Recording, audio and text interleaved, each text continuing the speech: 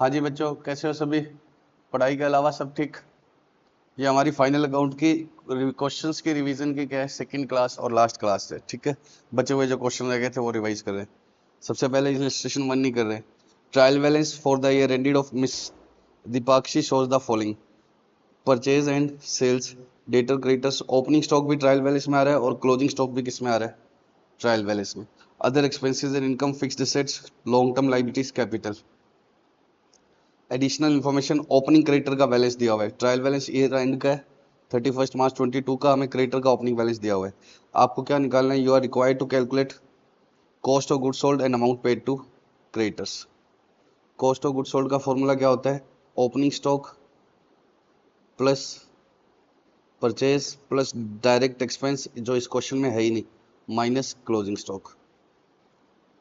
अब देखो, trial balance के अंदर अगर क्लोजिंग स्टॉक आ रहा है, आज तक आपने ट्रायल बैलेंस के बाहर देखा है क्लोजिंग स्टॉक को, ये अंदर आ रहा है, इसका मतलब इसकी एंट्री डल चुकी है। और इसकी एंट्री क्या डलती है?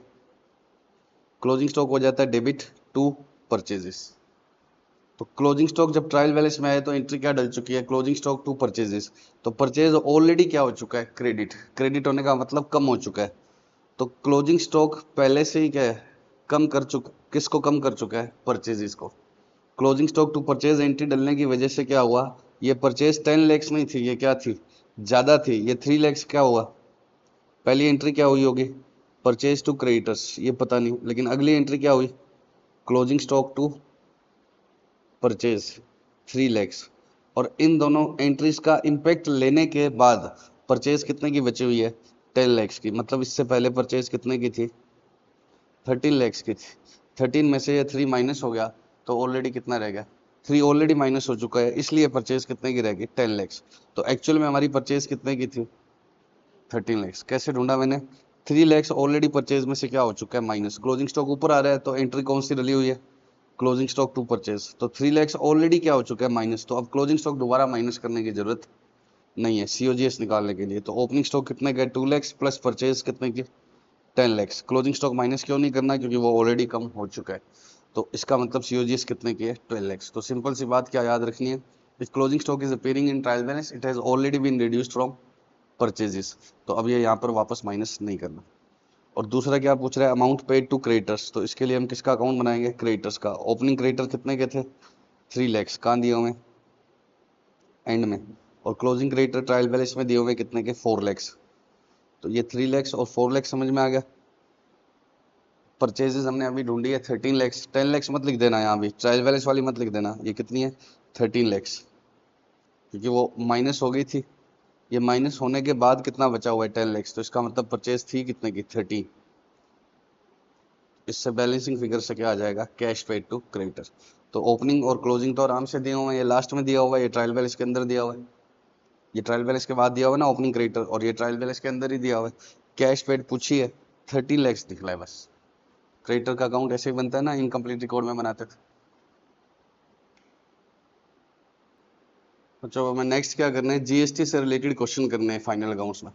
तो अब बताओ, आप जब परचेज करते हो तो कितने 100 रुपीज की परचेज की तो एंट्री क्या करते हो? परचेज टू बैंक या क्रेडिटर्स 100 से। लेकिन अब जब जीएसटी साथ में इन्वॉल्व हो तो खरीदते समय हर बायर को क्या करना पड़ता है? सेलर को जीएसटी पे करना पड़ता है। हर सेलर बायर से क्या कलेक्ट करता है? जीएसटी, और गवर्नमेंट को दे देता है। तो मैंने किसी से 100 रुपीज की परचेज की तो साथ में वो 10 रुपए का क्या लगा कर देगा? जीएसटी। और मुझे उसको कितने रुपए देने पड़ेंगे? 110।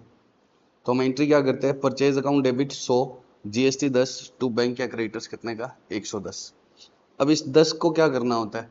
मैंने किसको दे दिया? मैंने तुमसे कुछ खरीदा, मैंने इधर से कुछ खरीदा, तो मैंने उसको 100 रुपए तो किसके दिए? परचेज के। और 10 रुपीज किसके दिए? जीएसटी के। और वो आगे किसको दे देगा? गवर्नमेंट को। अब मैं जब आगे किसी को और सेल करूंगा तो क्या होगा? अगर मुझे 150 में सेल करना है तो मैं भी उस पर, मान लो जीएसटी की रेट 10% है, तो यहाँ मैंने 10% पे किया है, तो मैं भी उससे 10% क्या करूंगा? कलेक्ट करूंगा। तो मैं बोलूंगा कि भैया मैं 150 का तो गुड्स सेल कर रहा हूँ, और 15 रुपीज मेरा किसका है? जीएसटी का है, जो मैं आगे गवर्नमेंट को दूंगा। तो ये 15 रुपए लेकर के मैं उससे कितने रुपए लूंगा? 165। 150 तो प्रोडक्ट के लूंगा और 15 किसके लूंगा? जीएसटी के। अब मैं गवर्नमेंट को कितना जीएसटी पे करूंगा? 15 मैंने सेल वाले टाइम क्या किया है? कलेक्ट। उसमें से परचेज वाले टाइम जो 10 पे किया है उसको मैं क्या करवा लूंगा? माइनस। और बचा हुआ 5 किसको दे दूंगा? गवर्नमेंट को। तो परचेज वाले टाइम जो जीएसटी मैंने पे किया है उसको क्या बोलते हैं हम, इनपुट जीएसटी। और सेल वाले टाइम जब कस्टमर से कलेक्ट किया उसको हम क्या बोलते हैं, आउटपुट जीएसटी। तो इस आउटपुट में से मैं क्या माइनस करवा देता हूँ, इनपुट। इस माइनस को क्या करते हैं, क्रेडिट लेना। तो आउटपुट जीएसटी में से हम इनपुट जीएसटी का क्या ले लेते हैं, क्रेडिट, और बचा हुआ गवर्नमेंट को देते हैं। तो ये 15 रुपए के आउटपुट जीएसटी, ये वापस क्या कर दिया, डेबिट। और ये 10 रुपए का इनपुट जीएसटी वापस क्या कर दिया, क्रेडिट। और बचा हुआ मुझे पे करना पड़ गया। तो परचेज करने वाले टाइम जो आप जीएसटी पे करते हो सामने वाले को, वो आपको वापस किससे रिकवर कर लेना होता है, कस्टमर से। ये 10 रुपए मैंने पे किया खरीदते समय, कस्टमर से कितना ले लिया मैंने, 15। तो उस 15 में से 10 रुपए तो मेरे को वापस मिल गया। तो जो परचेज वाले टाइम जीएसटी आप करते हो पे, वो आपको क्या मिल जाता है बच्चों, कस्टमर से क्या मिल जाता है, वापस। तो ये 10 रुपए आपका खर्चा नहीं है, एक्सपेंस नहीं है, ये आपके लिए एसेट है। कैसे एसेट है, हम गवर्नमेंट को कह रहे हैं कि हमने आपको 100 रुपीज दे दिए, और 10 रुपीज, सॉरी गवर्नमेंट को नहीं, हमने सप्लायर को कितने रुपए दिए, 100 रुपीज, और 10 रुपीज एक्स्ट्रा दिए, वो हमें वापस मिल जाएंगे। तो कोई चीज हम अगर किसी को पे करें और वो हमें वापस मिल जाए तो क्या होती है, असेट होती है। भाई आज मैं तुम्हें कुछ रुपए दूं और तुम मुझे वापस ही नहीं दो, तब वो मेरा क्या है, लॉस या एक्सपेंस है। बट मैं तुम्हें पे करूं और वो मुझे कहीं से वापस रिकवर हो जाए तो वो मेरे लिए क्या है, असेट। तो इनपुट जीएसटी हमारे लिए क्या होती है, असेट, जो किस में काम आती है। हम कस्टमर से आगे कितना जीएसटी ले लेंगे, 15। कस्टमर से आगे जब सेल करेंगे तो जीएसटी कितना ले लेंगे, 15। तो 15 में से हम इस 10 का क्या ले लेंगे, क्रेडिट। तो ये 10 रुपए मेरे को क्या है, आगे काम आएगा। कस्टमर से 15 लूंगा तब भी मैं सरकार को कितना दूंगा, 5। तो ये 10 रुपए एक बार मैंने जरूर गवर्नमेंट को पहुंचा दिए अपने सप्लायर के थ्रू। देखो मैं अभी करके बताता हूँ। ये मुझे चीज बेचो तुम, कितने रुपए की ये चीज आ गई मेरे पास, 100 रुपए की। लेकिन तुमने मुझसे लिए कितने, मैंने 100 रुपए तो एक दिए और 10 रुपए एक्स्ट्रा दिए। ये जो 100 रुपए है वो तो मेरी गुड्स की कॉस्ट है, इसकी, इस चीज की कॉस्ट है। लेकिन जो 10 एक्स्ट्रा दिए, मैं कह रहा हूँ 10 एक्स्ट्रा क्यों ले रहे हो, तो तुम मुझे कह रहे हो कि तुम्हें ये 10 वापस मिल जाएंगे। तुम जब आगे बेचोगे ना इसको कस्टमर से, तो तुम कितने लेना, 15, उसमें से 10 आप अपने वापस रख लेना। तो जो मैं एक बार 10 दे रहा हूँ that is like advance.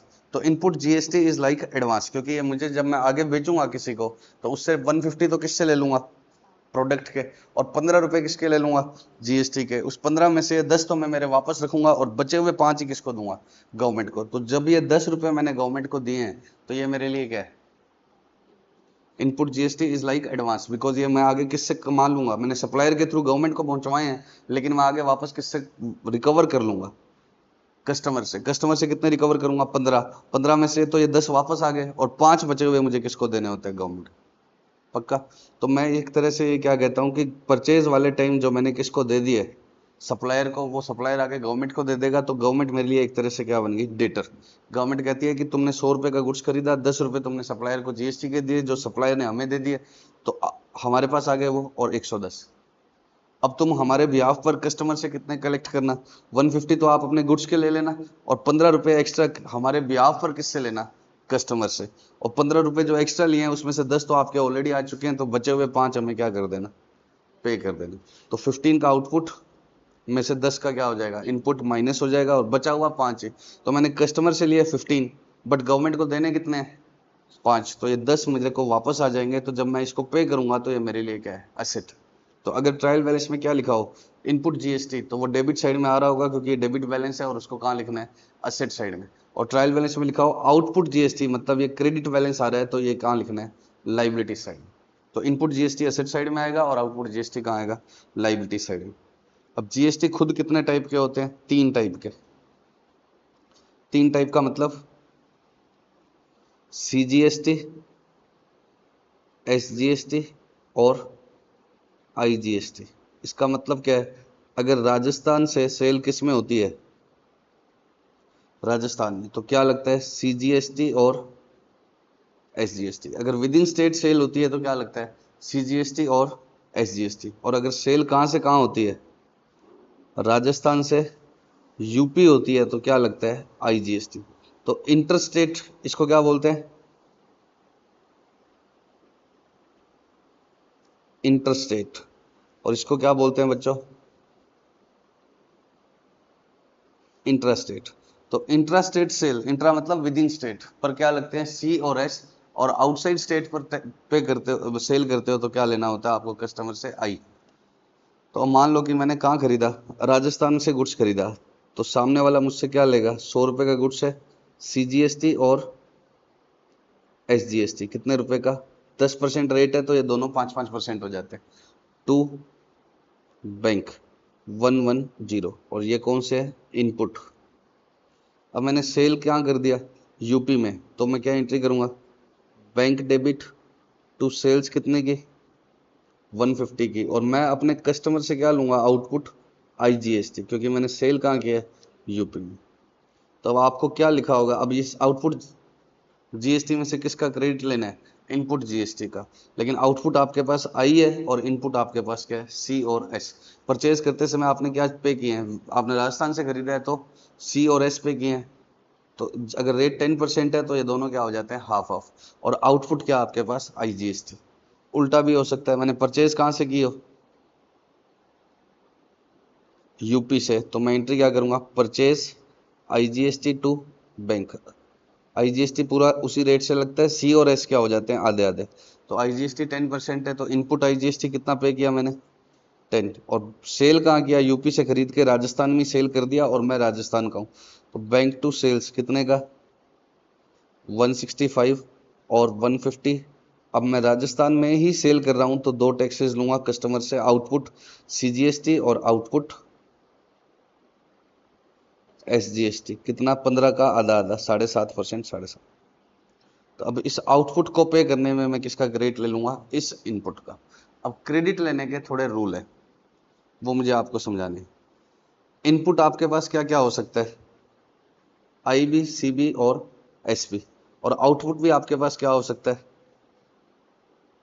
IB, CB, SB, और आउटपुट को पे करने के लिए किसका यूज होता है, इनपुट का। आउटपुट आई कब होगा, जब आपने बेचा कहाँ है, आउटपुट आई कब होगा, जब आपने बेचा कहाँ पर है, दूसरे स्टेट में। और आउटपुट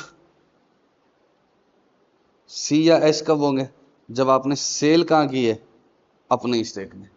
इनपुट आई कब होता है, जब आपने दूसरे स्टेट से खरीदा है। इनपुट आई, C और S कब होते हैं, जब आपने अपने स्टेट से खरीदा है। तो अब इसको यूज करने का रूल क्या है, सबसे पहले आपको किसका यूज करना है, मान लो कि मेरे पास इस तरीके से पड़े हैं, मुझे क्या, कुछ सेल मैंने आउटसाइड स्टेट की, जिसकी वजह से क्या है, IGST, और कुछ सेल मैंने कहाँ करी, विद इन राजस्थान, जिसकी वजह से आउटपुट क्या आ गए, C और S। और मैंने खरीदा कहाँ से हुआ है, सारा बाहर से, दिल्ली से मंगवा के यहाँ सेल किया है।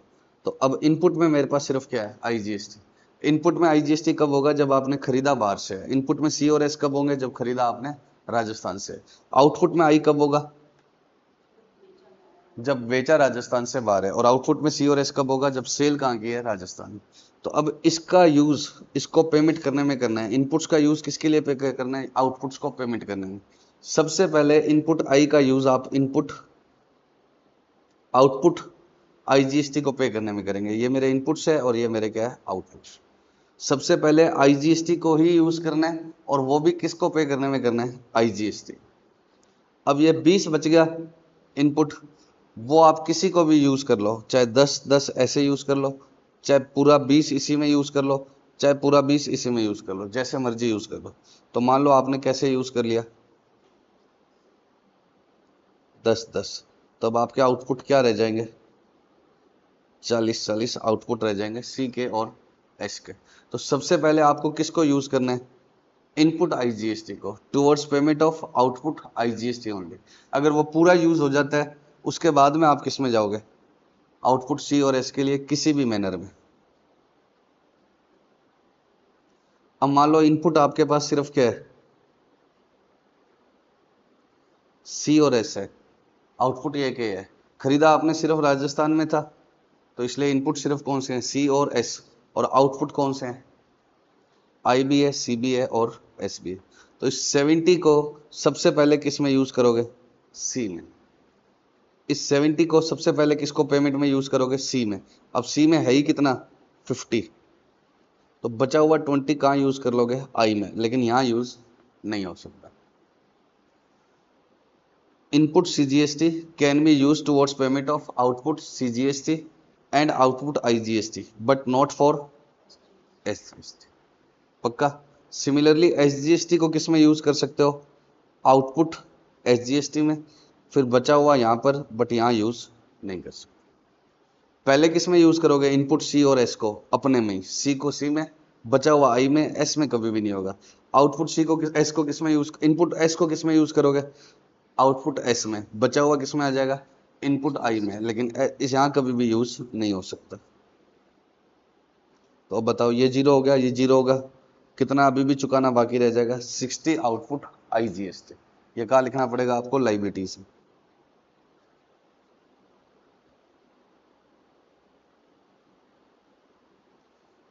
अब बताओ, मान लो 40 का ये है, 60 का ये है, 60 का ये है, सबसे पहले किसको यूज करना है आपको, इनपुट आईजीएसटी को। सबसे पहले इसी को यूज करना है और खत्म करना है।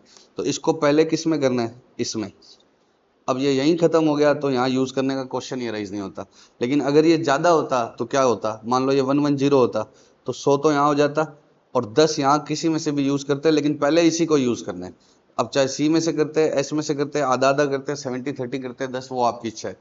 तो सबसे पहले input IGST will be used for payment of output IGST only. Excess अगर कुछ रह जाता इनपुट आईजीएसटी का तो वो किस में जाता, सी और एस में, वो आपकी चॉइस है, जैसे मर्जी ले जाओ।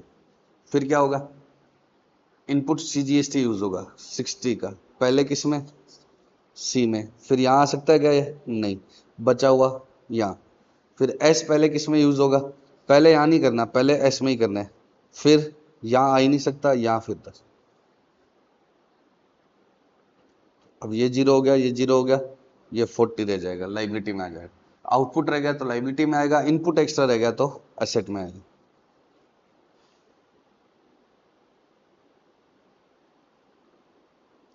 अब मान लो ये 140 पड़ा है और ये 30 पड़ा है, तो क्या होगा, नहीं ये 50 पड़ा है, तो पहले ये 100 किस में से ले लो, आईजीएसटी में से। अब बच कितना गया, 40। 40 किस में से यूज करना है आपको, चाहे इसमें से करो चाहे इसमें से करो, वो आपकी इच्छा है। लेकिन आपके लिए इस केस में बेटर क्या है, एसजीएसटी में से। क्यों एसजीएसटी में से लेना चाहता हूं मैं, सी में से क्यों नहीं लेना चाहता, तो सी का तो खुद का पड़ा है, सी का तो खुद का पड़ा है, ये यहाँ यूज हो जाएगा। तो मेरे को क्या नहीं करना पड़ेगा, कम पे करना पड़ेगा। 100 यहाँ ले लिया, सी का सी में यूज हो गया और एस का 10। तो आप ऑप्टिमम मैनर से यूज करोगे, ये नील रहेगा तो कितना पे करना पड़ेगा, सिर्फ 10 का आउटपुट एस पे करना पड़ेगा। हाँ, उल्टा मैं ले लेता तो मेरे नुकसान हो जाता। अभी इस केस में कितना आ रहा है, 10 का,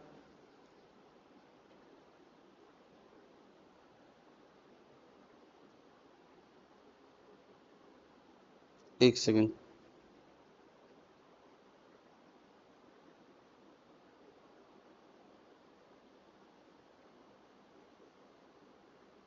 ऊपर वाला ही क्वेश्चन मैंने डिट्टो कॉपी किया है, लेकिन मैं अगर गलत क्रेडिट ले लूं तो क्या नुकसान होगा। देखो 100 का यहाँ ले लिया, 40 का यहाँ ले लिया, तो क्या होगा, फिर सी कितना रह गया, 50 का इनपुट, जो यहाँ सिर्फ कितना यूज हो सकता है, 10, क्योंकि आउटपुट है ही कितना मेरे पास, 50।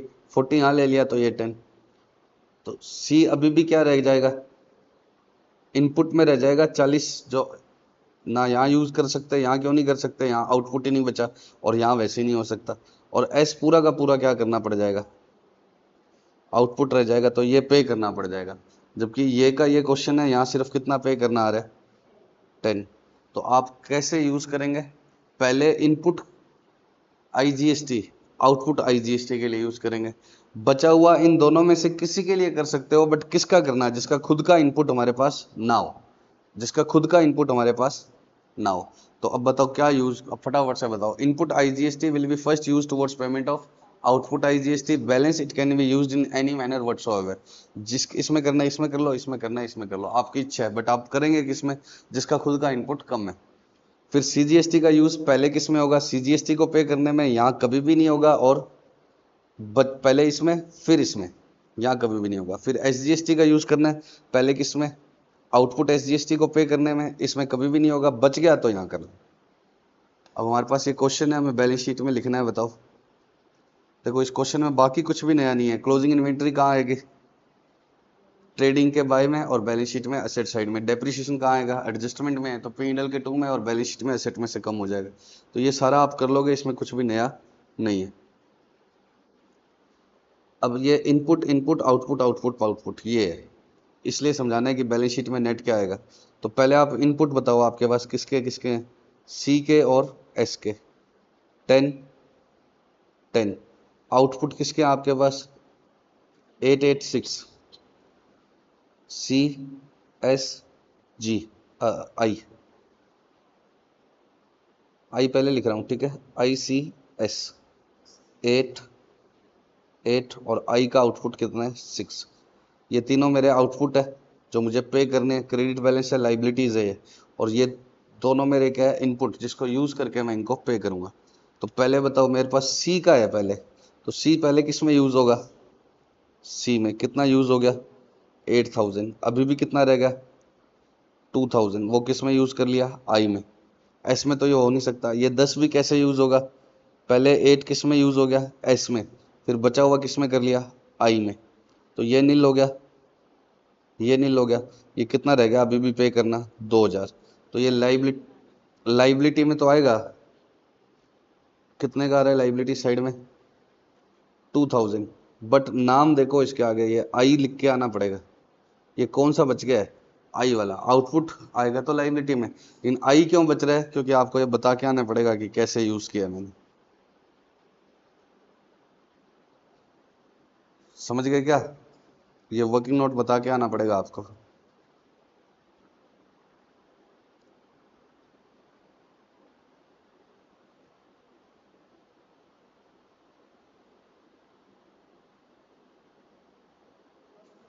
देखो पहले इनपुट का सी का यूज, इनपुट सी का यूज पहले किस में हो जाएगा? आउटपुट सी में। तो ये 8 पे हो गया, बचा हुआ 2 किस में से चला जाएगा? ये वाला 8 यहाँ लग गया और 2000 इसमें से माइनस हो गया। सिमिलरली ये एस वाला पहले एस में गया और 2000 यहाँ से माइनस हो गया। तो आउटपुट में क्या बच गया? ये आई। ऐसे ही अगला क्वेश्चन है, बाकी सब आप अपने आप कर लोगे, इसमें कुछ नया है नहीं। ये कौन सा किया हमने? 10th 9th। बताओ, रिटर्न्स लिखा हुआ है, एक तो इसमें ये करना है और एक ये बताना है। रिटर्न लिखा हुआ है, तो रिटर्न का मतलब क्या है? डेबिट वाली रिटर्न का मतलब क्या है? परचेज डेबिट होती है, तो परचेज रिटर्न क्या होती है? क्रेडिट। तो रिटर्न्स क्रेडिट साइड में लिखी हुई है तो क्या होगी? Purchase return. डेबिट साइड में लिखी हुई है तो क्या होगी? Sales return. तो रिटर्न अगर डेबिट में आ रही है, सेल्स देखो क्या होती है? क्रेडिट, तो उसकी रिटर्न कहाँ आएगी? डेबिट। परचेज क्या होती है? डेबिट, तो उसकी रिटर्न कहाँ आएगी? क्रेडिट। अब बताओ, इनपुट में क्या है? सी और एस। कितना कितना? 9 9। आउटपुट में सिर्फ क्या है? आई। हम कहाँ बेचते हैं? दूसरे स्टेट में। खरीदते कहाँ है? अपने स्टेट से। तो सी पहले यूज होगा सी के लिए, लेकिन आउटपुट सी है ही नहीं, तो फिर सिर्फ किस में यूज होगा? आउटपुट आई में। तो ये 9। अब इसमें से कितना यूज हो जाएगा? पहले सी यूज करना है, ये ध्यान रखना। आउटपुट आई को पे करने में, आउटपुट आई को पे करने में सी भी हो सकता है और एस भी हो सकता है, लेकिन पहले को हमेशा कौन सा यूज करना है? सी। अब कितना रह गया? ये 9। अब 9 में से कितना यूज कर लिया? 6। अभी भी हमारे पास कितने का इनपुट बच गया? 3000 का। तो वो कहाँ आएगा? असेट साइड में। और इनपुट कौन सा बचेगा? एस।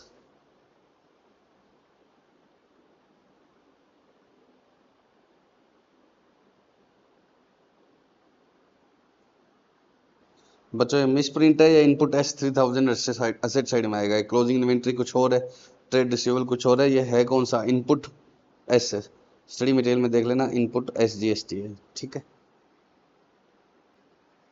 हाँ बच्चों, अभी एक थियरी का इलिस्ट्रेशन कर रहे हैं। 14 क्रिम्सन ट्रेडर्स का P&L दिया हुआ है, उसमें ये बातें लिखी हुई है। Depreciation, bad debts, return of increase in provision, retained profit, liability for tax. आपको बताना है कि इनमें से कौन सी आइटम प्रोविजन है, कौन सी रिजर्व्स है, और कौन सी ना तो प्रोविजन है और ना ही रिजर्व्स है।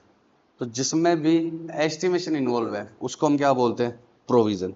जब भी एस्टिमेशन इन्वॉल्व हो तब क्या बोलते हैं? प्रोविजन। और रिजर्व्स किसको बोलते हैं? कि वो प्रॉफिट जो हमने रिटेन रख लिया, हमने बांटे नहीं। रिजर्व बनाने का मतलब ही क्या होता है? प्रॉफिट को रोकना। और ना प्रोविजन ना रिजर्व अभी देख के पता लगता है। देखो, डेप्रिसिएशन है, इसमें एस्टिमेशन इन्वॉल्व होता है। कैसे निकालते हो आप? Cost minus residual value by life. तो रेजिडियल वैल्यू क्या है? एस्टिमेटेड। क्या पता कितने में बिकेगी। लाइफ क्या है? एस्टिमेटेड। तो इसलिए फर्स्ट वाला क्या माना जाएगा? प्रोविजन। तो डेप्रिसिएशन को क्या माना जाएगा? प्रोविजन। बैड डेट्स को छोड़ो एक बार। Increase in provision for doubtful debts, provision for doubtful debts हमारा एस्टिमेशन ही होते हैं 5% डूब जाएगा 10%, तो ये भी क्या माना जाएगा, प्रोविजन। और लाइबिलिटी फॉर टैक्स, अभी मैंने कौन से नहीं डिस्कस किए, सेकंड और फोर्थ। लाइबिलिटी फॉर टैक्स, देखो मैं बोलता हूँ कि मैंने 20 बच्चे पढ़ाए हैं इनकम टैक्स वाले, उनको उसके हिसाब से टैक्स दे आता हूँ। अब अगले साल वो मुझे बुलाते हैं, रिटर्न चेक करते हैं और वो बोलते हैं कि आपने झूठ बोला है, आपने 20 की बजाय 50 पढ़ाए हैं, कुछ भी है, और इसलिए वो क्या कर देते हैं, इसको चेंज कर देते हैं। तो हम जो टैक्स पे करते हैं वो क्या होता है, एस्टिमेटेड बेसिस पर होता है। सही फाइनल कब होता है, जब हम इनकम टैक्स की रिटर्न लगाते हैं, वो हमारा चेक करते हैं और फाइनल अमाउंट निकालते हैं। तो इसलिए लाइबिलिटी फॉर टैक्स भी क्या है, एस्टिमेशन इन्वॉल्व है। मैंने तो अपने हिसाब से पे किया है, वो उसको ऊपर नीचे कर देते हैं, तो ये भी क्या है, प्रोविजन। ये तीन चीजें जो क्या है, प्रोविजन। रिटेन्ड प्रॉफिट का मतलब क्या होता है, प्रॉफिट्स थे और हमने रिटेन कर लिया, रिटेन मतलब रोक लिए, ना कहीं यूज किए ना बात, तो ये एक तरह से क्या हो गया, रिजर्व्स। और बैड डेट्स रिटर्न ऑफ ना तो प्रोविजन है ना रिजर्व है, ये नॉर्मल एक्सपेंस या लॉस है। क्योंकि कोई एक्सपेंस या लॉस जिसमें एस्टिमेशन इन्वॉल्व हो उसको हम क्या बोलते हैं, प्रोविजन। तो यहाँ कोई एस्टिमेशन नहीं है, ये तो डूब ही गया। प्रोविजन बनाना क्या है, प्रोविजन, इसके तो नाम में ही प्रोविजन है, लेकिन बैड डेट्स मतलब मुकर ही गया, तो साफ साफ अमाउंट पता है, इसमें क्या एस्टिमेशन, तो वो ना प्रोविजन है और ना ही क्या है, रिजर्व। बच्चों ये इलिस्ट्रेशन 17 है, ये टीवाई के का क्वेश्चन है, ये बिल्कुल इजी सा है। ट्रेड रिसीवेबल कहाँ आएगा, इन्वेंट्री कहाँ आएगा, कैश इन हैंड कहाँ आएगा। बस इसमें एक ये डेप्रिसिएशन का गड़बड़ कर देते हैं बच्चे, ये बताना है। डेप्रिसिएशन सर इसमें क्या गड़बड़ करना है, ये एसेट में से माइनस करना है और पी एंड एल में डेबिट करना है, नहीं, ये केवल पी एंड एल में डेबिट करना है, एसेट में से माइनस नहीं करना, क्योंकि ये किस में आ रहा है, ट्रायल बैलेंस के अंदर आ रहा है, और अंदर आ रहा है तो एंट्री क्या होगी, डेप टू एसेट। तो ये एसेट ऑलरेडी क्या हो चुकी होगी, माइनस। तो ये सिर्फ कहाँ पर जाएगा, पी एंड एल में। ये डेप सिर्फ कहाँ जाएगा, पी एंड एल में, कंपनी के। हाँ बच्चों, अब हम क्या कर रहे हैं, इलिस्ट्रेशन 26। ठीक है, इसमें भी मुझे काम की बात ही बतानी है। कैपिटल अकाउंट, स्टॉक, सेल्स, ये सब पता है। रिटर्न इनवर्ड हटा भी दूं तो भी कैसे पता लगेगा, मान लो ये वर्ड नहीं है लेकिन डेबिट में आ रहा है, मतलब ही क्या है, सेल्स रिटर्न। ठीक है, और ये वर्ड नहीं हो, क्रेडिट में आ रहा है तो भी क्या है, परचेज रिटर्न। डिस्काउंट अर्नड नहीं लिखा हो तो भी क्रेडिट में आ रहा है, मतलब डिस्काउंट रिसीव्ड ही है। ठीक है, क्रेडिट साइड की आइटम यहाँ इनकम है या लाइबिलिटी है, और डेबिट साइड की आइटम यहाँ क्या है, एक्सपेंस है या क्या है, एसेट। अब ये हमने लास्ट क्वेश्चन में खूब कर लिया लास्ट वीडियो में। ठीक है, तो डाउटफुल डेट्स का और ये सब तुम्हें पता है। Personal purchase of Saurabh amounting to rupees 1500 has been recorded in purchase day book. इसका क्या एडजस्टमेंट करोगे, कैपिटल में से कम, क्यों, क्योंकि ये ड्रॉइंग्स है, पर्सनल परचेज है। और कहाँ से, परचेज में से भी कम कर दोगे। ये परचेज में से क्यों कम करना है, क्योंकि इसको हमने गुड्स की परचेज मान लिया, जबकि ये था क्या, ड्रॉइंग्स। तो कैपिटल में से कम करना होता है क्योंकि ये ड्रॉइंग्स है, और गुड्स की परचेज अननेसेसरी बढ़ी हुई है, तो वहां से क्या करना है, माइनस। डेप एसेट में से कम हो जाएगा और बैलेंस शीट में एसेट में से कम हो जाएगा, पी एंड एल में और आ जाएगा। डेटर में 7500 है और क्रेडिटर में 2500 है। तो ये मैंने तुम्हें लास्ट वीडियो में बताया था, दोनों में से जो कम अमाउंट हो वो डेटर और क्रेडिटर दोनों में से क्या कर दिया करो, लेस। अ क्वार्टर, क्वार्टर का मतलब क्या होता है, 1/4। तुम्हारे वाला क्वार्टर नहीं, क्वार्टर का मतलब 1/4 of the amount of printing and stationery is to be carried out to the next year. तो हमने जो प्रिंटिंग एंड स्टेशनरी खरीदी है, किस टाइम खरीदते हैं ना, रसीद और देती है तुम्हें जो भी है, 36,000। इसमें से 1/4 तो हमारे पास बची हुई है, तो इसका 1/4 कितना आएगा, 9,000। तो पी&एल में हमें कौन सा एक्सपेंस लिखना होता है, इस बार का। तो 36,000 में से 1/4 हटा दोगे और ये बैलेंस शीट में साथ में कहा लिखोगे, असेट साइड में। 36 का 1/4 क्यों हटा रहे हैं, क्योंकि जैसे हमने 10 रिसीट बुक खरीद ली, रसीद बुक खरीद ली, 12 खरीद ली, 12 में से 3 तो हमारे पास बची हुई है, तो इस बार का एक्सपेंस कितना है, 9। तो खरीदते समय 12 है, लेकिन 1/4 अगली बार का है, तो वो यहाँ से हटा दिया और अगली बार पी&एल में डेबिट करेंगे। इस बार के लिए क्या आएगा, ये असेट में भी आएगा, क्यों, क्योंकि ये बची रसीद बुक हमारे लिए असेट है, अगली बार बिना पैसे दिए रसीद बुक मिल जाएगी, तो ये बची, ये इसका क्या होगा, एक्सपेंस में से क्या ट्रीटमेंट होगा इसका, एक्सपेंस में से माइनस, और बैलेंस शीट में asset side. Credit purchase omit होगी, तो इसका क्या करोगे, entry purchase to creditors. Closing stock है, कहां पर लिख दोगे, तो बैलेंस शीट के असेट में और ट्रेडिंग के बाय में। क्रेडिट परचेज ओमिट होगी, तो यहाँ तो ये जुड़ जाएगा और दूसरी तरफ कहां पर आ जाएगा, क्रेडिटर्स में भी क्या हो जाएगा, ऐड। बैलेंस शीट बनाई नहीं हुई है इसने, लाइक बैलेंस शीट में ये कहाँ आ जाएगा, क्रेडिटर में ऐड हो जाएगा। अगर पूछा होता तो इसने दिया ही क्या है, trading and P and L. अब सुनो, जब भी क्वेश्चन में रेट साथ में दियो तो समझ लेना कि कोई ना कोई एडजस्टमेंट है। अब कुछ ना लिखा होता ना तो भी यही होता, इसने तो लिख दिया कि पूरे साल का प्रोवाइड करो, ना भी लिखा होता ना पूरे साल का प्रोवाइड करो तो भी पूरे साल का ही प्रोवाइड करते। तो 50,000 का लोन है, 14% क्या है,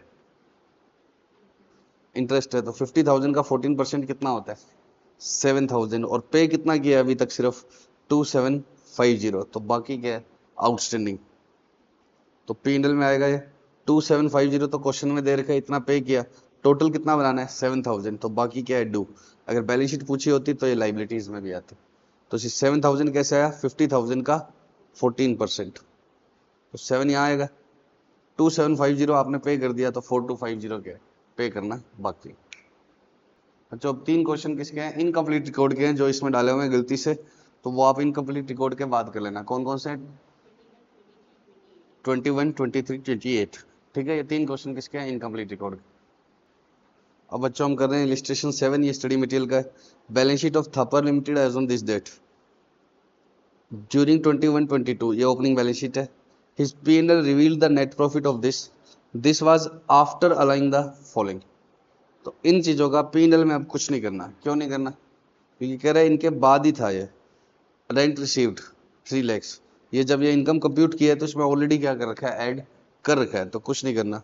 Depp on plant in machinery furniture in fixture इतना है, तो ये भी P&L में से चार्ज कर दिया है इसने, डेप उसके बाद ही है ये, तो इसका भी P&L में कुछ नहीं करना। प्रोविजन फॉर डाउटफुल डेट्स भी इसने बना दिया है, इसका भी P&L में कुछ नहीं करना। उसके बाद क्या है, but while preparing trading and P&L account he has forgotten to provide the following amount. Outstanding expense रह गया और प्रीपेड एक्सपेंस रह गया, और करंट एसेट्स और करंट लाइबिलिटीज इतने इतने की है। During the year he withdraw ₹6 lakhs for domestic use required drop is balance sheet. अब बताओ किन का रह गया है P&L में इसका, तो आउटस्टैंडिंग एक्सपेंस P&L में चार्ज करने रह गए, तो क्या होगा, इससे प्रॉफिट कम हो जाएंगे। आउटस्टैंडिंग एक्सपेंस को हमें एक्सपेंस में क्या करना होता है, ऐड। तो एक्सपेंस में ऐड करना है, तो एक्सपेंस बढ़ेंगे तो प्रॉफिट क्या हो जाएंगे, कम।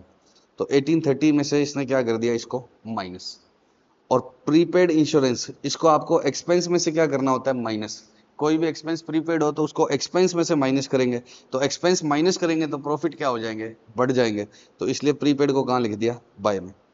कुछ बच्चे कहते हैं प्रॉफिट ये बढ़ा क्यों दिया, ये तो कम करना होता है। नालायक, वो किस में से कम करना होता है, एक्सपेंस में से। तो एक्सपेंस में से कम करेंगे तो प्रॉफिट तो बढ़ेंगे ही ना। तो प्रीपेड बाय में आएगा और आउटस्टैंडिंग का आएगा 2 में। स्टार्टिंग कहाँ से करोगे, इस फिगर से 1830। इनका क्यों कुछ नहीं करना P&L में, क्योंकि ये ऑलरेडी हो चुके हैं। तो ये रह जाएगा बैलेंस, ये किस में ऐड हो जाएगा, कैपिटल में। तो ओपनिंग कैपिटल ऊपर बैलेंस शीट से उठाई, ओहो यहाँ से उठाई 50 lakhs, उसमें क्या जोड़ दिया, नेट प्रॉफिट। अब बाकी आइटम बताओ, जो असेट्स और लाइबिलिटीज ये दे रखी है क्लोजिंग वाली, ये तो ये की लिख देंगे। Inventories, trade receivable, cash, trade payable, ये वो की वो है जो नीचे लिखी हुई है। Inventories, cash, trade receivable, trade payable, ये कहाँ से आई, जो उस लाइन में लिखी हुई थी। अब रेंट रिसीव्ड का तो बैलेंस शीट में कोई इंपैक्ट जाएगा ही नहीं, तो P&L में क्रेडिट आएगा। डेप 10% और फर्नीचर पर 5%। तो ओपनिंग प्लांट मशीनरी और फर्नीचर लास्ट में कितने हो जाएंगे, इस पर 10% कम हो जाएगा और इस पर 5%। तो क्या क्या टिक होता जा रहा है वो हाईलाइट करता जा रहा हूँ। प्लांट मशीनरी टिक हो गया, फर्नीचर टिक हो गया, डेप कट के। ठीक है, ओपनिंग वाले से क्या कर दिया, डेप माइनस कर दिया। उसके बाद प्लांट मशीनरी हो गया, फर्नीचर हो गया, ट्रेड रिसीवेबल नीचे दिया हुआ है, कैश दिया हुआ है, इन्वेंट्री नीचे दिया हुआ है। अब इधर से कैपिटल, ये एक्सपेंस पेबल अब नहीं रहेंगे, क्योंकि ये तो साल पहले थे, ये तो साल भर में हमने क्या कर दिए होंगे पे। कौन से आएंगे अब, साल के पहले मान लो जो रेंट बाकी है वो छोड़ेगा थोड़ी, इस साल में अब तक ले लिया होगा। और लास्ट वाले आएंगे, तो लास्ट वाले कितने थे, आउटस्टैंडिंग और प्रीपेड 180 और 20। तो 180 और 20 ये हो रहेंगे। तो कौन से आएंगे क्लोजिंग बैलेंस शीट में, ये वाले एक्सपेंस पेबल नहीं आएंगे। ट्रेड पेबल, ट्रेड रिसीवेबल 100 बार चेंज होते हैं। देखो चेंज क्या नहीं होता, फिक्स्ड एसेट्स, बस इनका डेप काट दो। लेकिन ये आ ही नहीं सकते, क्योंकि हमने स्टॉक खरीदा फिर बेचा, खरीदा बेचा, चेंज हो गया। कैश आता गया जाता गया, ट्रेड रिसीवेबल गुड्स बेचने से बढ़े फिर कैश आ गया होगा। तो करंट एसेट्स की आइटम ये ओपनिंग वाली नहीं ली जाती। फिक्स एसेट्स की ओपनिंग ले लो, अगर कोई ट्रांजेक्शन नहीं है तो फिर क्या है, डेप माइनस करके कर दो। तो ये इसने क्वेश्चन ने दे रखी है, ये क्वेश्चन ने दे रखी है नीचे, ये क्वेश्चन ने दे रखी है, ये दे रखी है, ये दे रखी है, इनका डेप रेट दे दिया तो माइनस करके लिखते। अब डेटर पर कितना प्रोविजन बनाया था हमने, 5%। तो ट्रेड रिसीवेबल 20 लाख के थे, इसमें 5% ये और माइनस। अब बैलेंस शीट की एक एक फिगर का मैंने आपको बता दिया। ड्राइंग 6 लाख कहाँ से आई है बताओ, लास्ट में क्या लिखा हुआ है इसके 6 लाख। पक्का। तो इसने सिर्फ क्या पूछा था, पी एंड एल और बैलेंस शीट। तो पी एंड एल में लगभग बन चुका था, 2 आइटम का एडजस्टमेंट करना था। बैलेंस शीट में क्या है, करंट एसेट्स की आइटम सारी कभी भी स्टार्टिंग वाली नहीं लिख सकते हैं, क्यों, करंट एसेट्स और करंट लाइबिलिटीज वाली, क्योंकि इनमें तो ट्रांजेक्शन होते हैं साल भर में। तो ये इसने नीचे दे दी, और फिक्स एसेट्स यहाँ से ले ली डेप काट। अब ये इलिस्ट्रेशन 4 है स्टडी मटेरियल का। On 1 April provision for doubtful dates कितने का था, 40। ट्रेड रिसीवेबल कितने के थे, 15 लैक्स। बेड डेट्स कितने के थे, 1 lakh. It is required to write off bad debts and create a provision equals to 5% of trade receivable. आप अमाउंट पी एंड एल में कितने लिखोगे, तो इसने क्या बनाया, प्रोविजन फॉर बेड डेट्स का अकाउंट। वो हम भी बनाते ही थे पहले। ओपनिंग प्रोविजन कहाँ लिख देते हैं हम, बाय साइड में। पक्का। क्लोजिंग कहाँ लिखते हैं हम, 2 में। और बेड डेट्स कहाँ लिखते हैं, 2 में। तो बेड डेट्स आ गया 2 में। अब क्लोजिंग निकालते समय बस इसने एक ठीक नहीं किया, वो क्या है कि ट्रेड रिसीवेबल 15 लाख थे, और उसमें से 1 लाख फिर से माइनस करने के बाद प्रोविजन बनाया। तो आप ये क्या मान लेना, फर्दर बेड डेट्स है, या ट्रायल बैलेंस जैसा तो कुछ दिया नहीं है, इसको क्या मान लेना, फर्दर बेड डेट्स की 15 लाख में से 1 लाख अभी माइनस करना है, बाकी है। तो 14 लैक्स का 5% बनाया, और पे एंड के अमाउंट आ गए। बस इसमें एक बात लर्न करनी पड़ेगी कि क्या है, ये बेड डेट्स पहले से चार्ज नहीं हो रखे, थ्योरी फॉर्म में दे रखे। अब कुछ बच्चे कहते हैं कि लाइन लिखी हुई है ना, it is required to write off bad debts, तो इसका मतलब ये चार्ज नहीं हो रखे। It is required to write off bad debts. Bad debts write off कैसे होता है, इस एंट्री से होता है, provision to bad debts. Bad debts write off करने का मतलब बेड डेट्स को खत्म करना बाकी है। तो बेड डेट्स खुला तो इससे था, राइट ऑफ तो इससे होगा। तो ये एंट्री तो मैं भी कह रहा हूँ बाकी है, लेकिन क्वेश्चन क्या मान रहा है, ये एंट्री भी बाकी है। डेटर अभी तक क्या नहीं हुए हैं, कम नहीं हुए हैं। तो डेटर को इसने क्या किया, 15 माइनस से कम करके लिखा। पक्का। तो ये ध्यान रखना, बस यहाँ पर ये माइनस करके लिखने। अभी ये इतना ही है, बाकी सारे क्वेश्चन आप करिएगा मन लगा के। Bye bye, love you so much.